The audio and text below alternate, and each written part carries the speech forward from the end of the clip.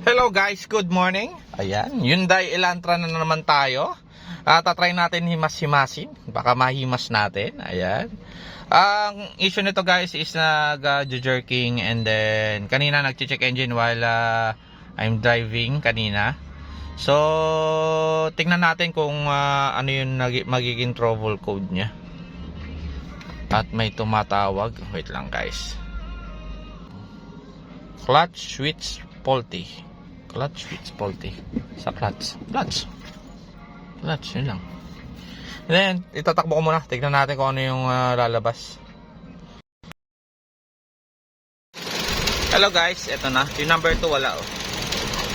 So, yeah. So titingnan natin kung ignition coil or yung spark plug yung problema. Alright, so balikan ko kayo maya guys. Alright, magandang umaga ulit. Ito guys, konting payo lang. Doon sa mga may unit ng Hyundai Elantra Accent, pag alam nyo palyado na yung sasakyan nyo or nagja-jerking na, pa-service nyo kagad yung ignition coil or yung spark plug. Kasi pagka ito nag-overheat, diretso sa box, sisirain niya kagad. Ayan, so ito yung ginagawa nating Elantra. Papalitan yung ignition coil saka spark plug. Ayan yan, tapos na yung problema na sir. So, naghihintay na lang tayo ng parts. Okay, so hanggang dito na lang muna. Bye-bye.